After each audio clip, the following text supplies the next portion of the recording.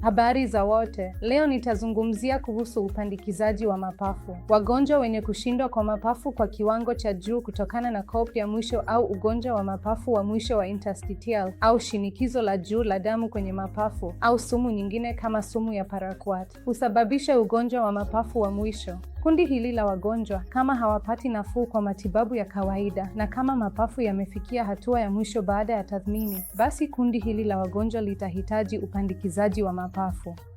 Kwa hiyo kwa ujumla, baada ya upandikizaji, mgonjwa anatakiwa kutumia dawa za kupunguza kinga ya mwili maisha yake yote.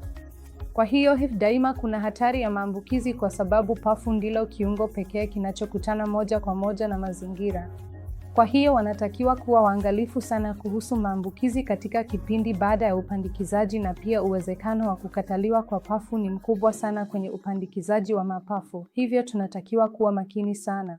Mgonjwa anahitaji ufuatiliaji wa mara kwa mara baada ya upandikizaji. Kwa hiyo tumeweza kuokoa zaidi ya wagonjwa 200 kwa msaada wa upandikizaji wa mapafu. Wagonjwa hawa wanaendelea vizuri baada ya upandikizaji wa mapafu. Wako kwenye ufuatiliaji wa kawaida pamoja nasi. Wanaendelea vizuri na tumeweza kuongeza muda wa maisha yao, na pia tumewapa ubora mzuri wa maisha kupitia upandikizaji wa mapafu.